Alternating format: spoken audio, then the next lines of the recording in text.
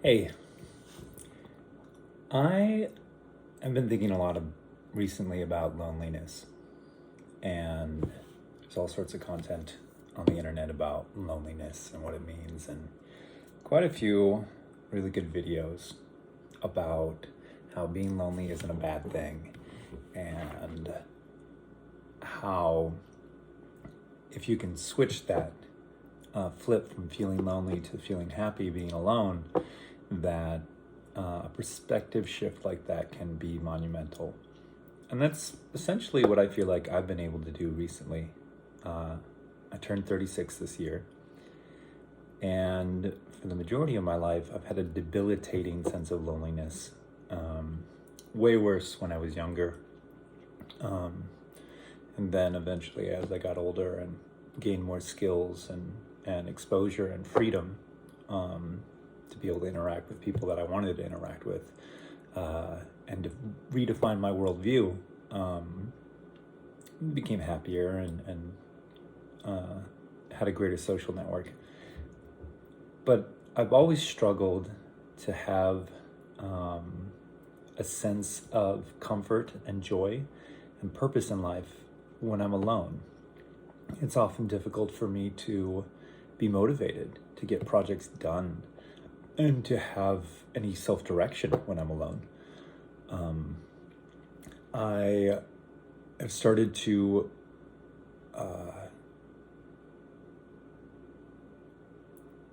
uncover some deep-seated psychological arrangements that I have in my mind. And one of the things I used to tell myself, this loop that would go through my mind that I realized I've been doing, is that life isn't worth living alone, or life is interesting and worthwhile because of its relation to other people. And there's this passage in this book I was reading about, not too long ago, where there's this individual who gets lost in the wilderness.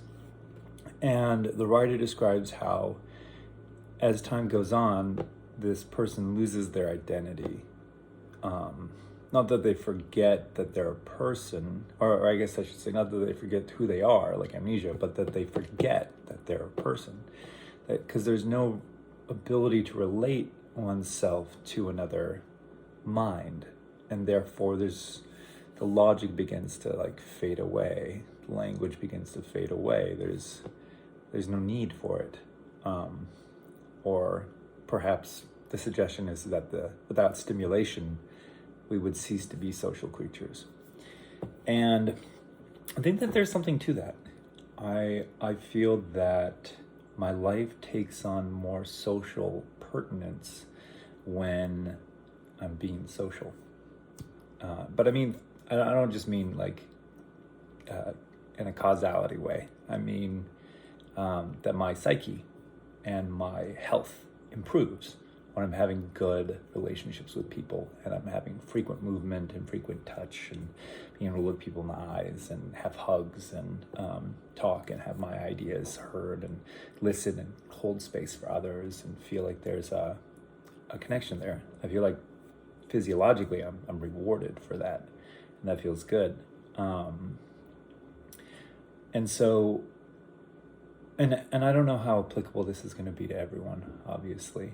And I can only speak from my point of view. But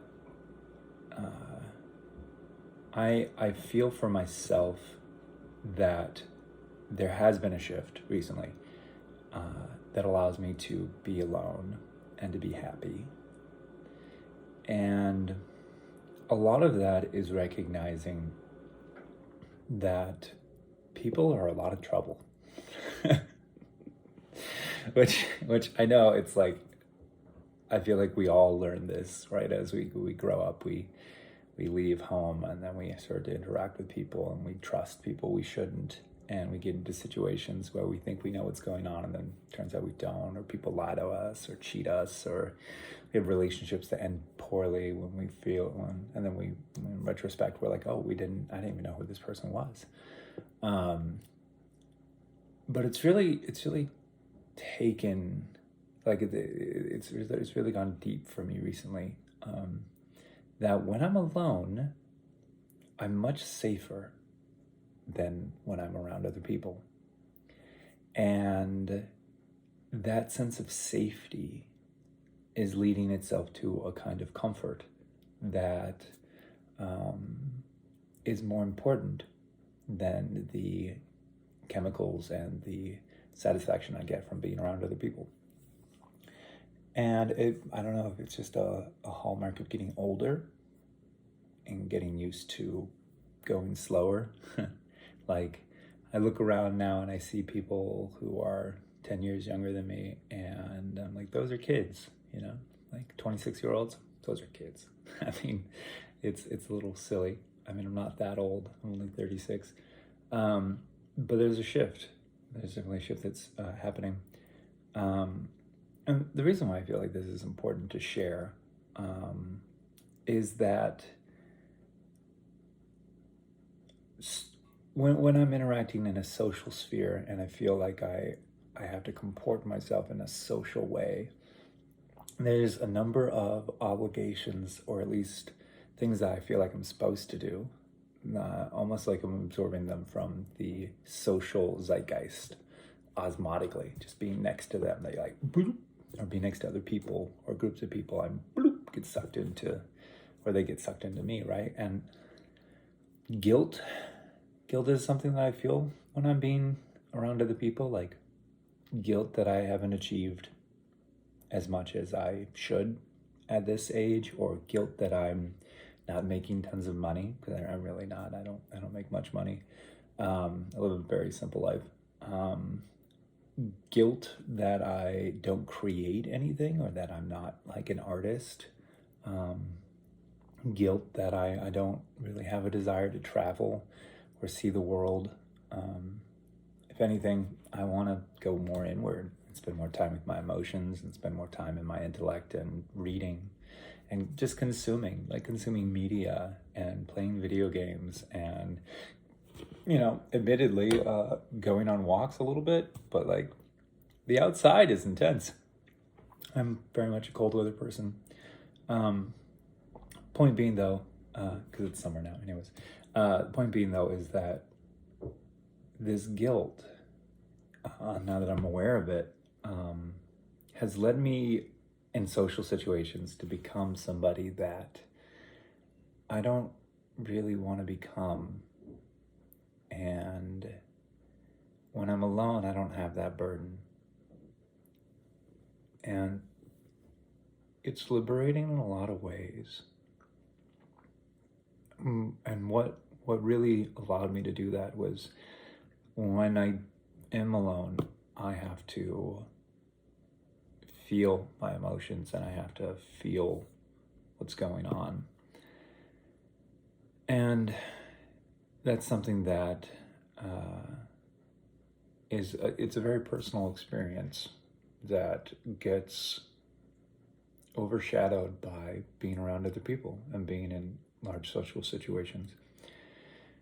And I feel like it's almost trite to say, right? Like, oh, if you're busy going out every single night, or you're feeling unhappy or lonely, it could be that you're running from something. It could be that there's something going on inside of you that you're not giving attention to, that is gnawing away at you, that you need to look at and you need to process, meaning you need to feel it, even though it's uncomfortable, right? In order to let it pass through you. And these things take time. These things take a lot of time. Sometimes the reward to experiencing anguish is more anguish. It's a really hard thing to acknowledge, right? That running from your pain, you can find happiness in ignorance for a time, but that it'll always be there. You'll always come back to it. And if you process your pain, there's no telling how long you're going to be in pain, no telling how long it's going to take. And when you get out to the other side, you might feel worse about who you are and who you've been. But the payoff, I think, is integrity.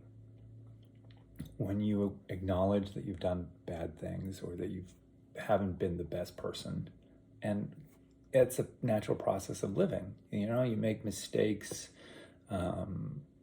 mental health, right? Like there's this idea or this assumption that I think in American culture that we all are responsible for our own mental health, and that we're all relatively of sound mental health, right? It's like if you walk through the world and you think that you're not mentally healthy and everyone else around you isn't mentally healthy, it's kind of a dangerous world. And it's actually, I think, more true than the reverse of that we're all mentally sound and we're all handling our mental health responsibility well. I don't really feel like that's true. We all have problems. And so this idea that, sorry, I kind of lost myself a little bit. Anyways, this idea that integrity comes from accepting pain and accepting that you've, not been the best person. It leads, I think integrity leads to wisdom. And it means that wisdom means knowing what is the right thing to do in any given moment, but also what is not the right thing to do. And we can't really change our behavior, in my opinion, until we accept what that behavior is. And that's okay, right? Like pain is okay. Emotional pain, physical pain, psychological pain. It's something that we don't want, obviously. It's something that we recoil from. But the experience of pain brings us closer to the reality that we all experience pain. Feeling pain allows us to empathize, right? It's almost classical, right? When we look at, say, like a story or like a myth, right? Where we have a villain and they're doing heinous things. Frequently, underneath everything, there is an unresolved pain that they didn't acknowledge and process. And that drove them through denial to some sort of situation, or through wanting to protect themselves from experiencing that pain, or protect others from experiencing pain that cause great harm on others. And really, if you sit down and you experience your pain, it's going to lead to good things, right? I think. And as I say these words, I'm being reminded that, there are people out there who are experiencing things that are way stronger and more intense than I may ever experience. And I'm not advocating for people to become hermits or to leave their emotional support networks and to try to go it alone to experience whatever it is that they might be experiencing. It's really important to have help from others and to be part of a community. And when I say I spend time alone, I'm not saying that I cut all ties with everyone in my life or anything. I have, a handful of friends, and I definitely have been in and out of therapy throughout my life. And I think it's really important to think about that and to know those things are available and to get help when needed. But yeah, it's a gift to be alone. It's a gift to be okay being alone. And I think that I'm really grateful for the opportunity to be that and to learn that.